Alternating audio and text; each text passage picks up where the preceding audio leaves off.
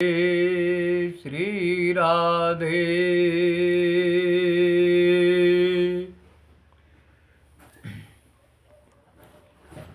यही इस श्रीमद् भागवत कथा का, श्रीमद् भागवत महापुराण का मुख्य शीर्षक है।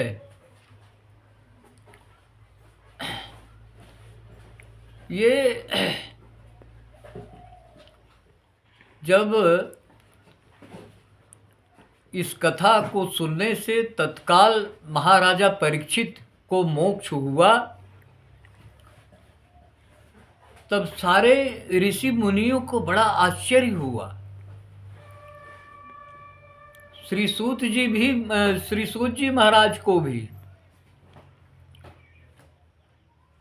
सूत जी महाराज परम ज्ञानी है, उनको भी बड़ा आश्चर्य हुआ कि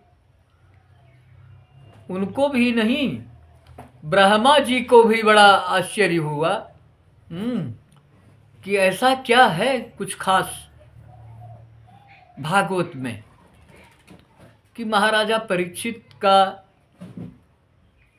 परीक्षित को तत्काल मोक्ष हुआ इससे। तो ब्रह्मा जी ने सत्यलोक में जाकर के इससे तौला भागवत को। जितने भी पुराण, उपनिषद, गीता, रामायण, सबको उन्होंने तौला, तो सबसे भारी जो है ये श्रीमद् भागवत पड़ गया उसमें।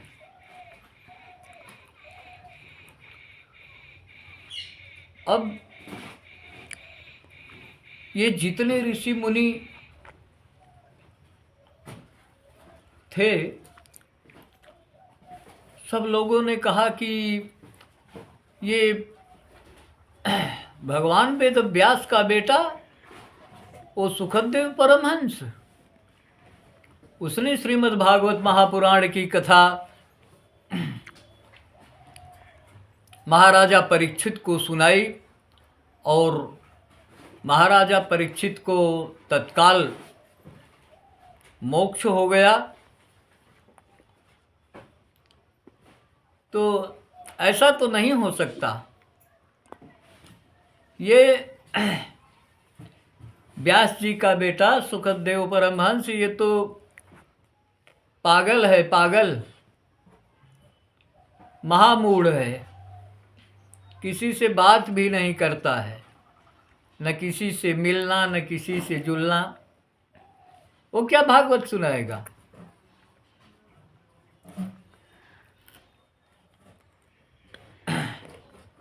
लेकिन आप लोगों को ये बात मैं बता दूं कि ऐसी विलक्षणता है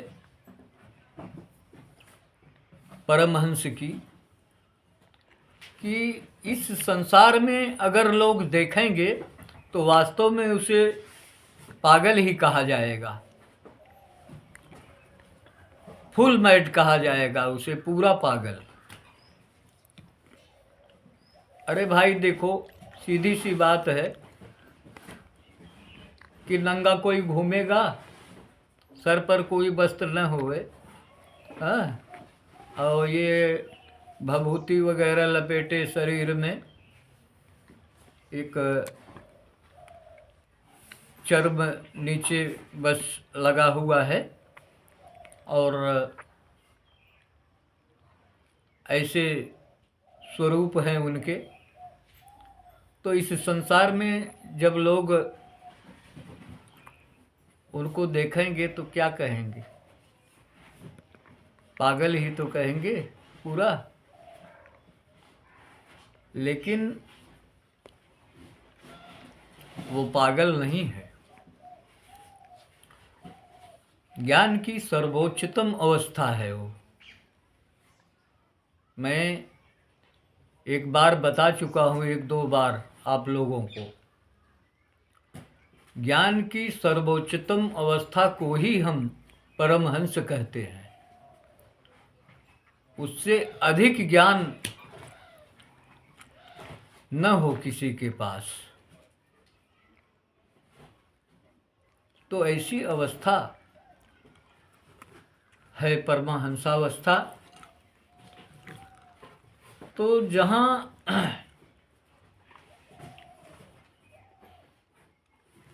ज्ञान है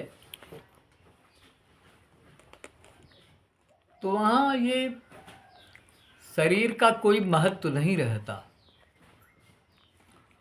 क्या पहने हैं क्या नहीं पहने हैं कुछ भी नहीं करना है। हम आप क्या करते हैं इस संसार में, नहाते धोते हैं, बढ़िया बढ़िया कपड़ा वपड़ा पहनते हैं, शीशा कंघी करते हैं, बार बार शीशे में अपना मुख देखते हैं, कितना सुंदर लगूं। तो ऐसा इस संसार में होता है। लेकिन परमहंसावस्था में तो सीधा इसके विपरीत है, इसके सीधा उल्टा है। शेष कथा कल आप लोगों के समक्ष प्रस्तुत की जाएगी। तब तक के लिए जय जय श्री राधे।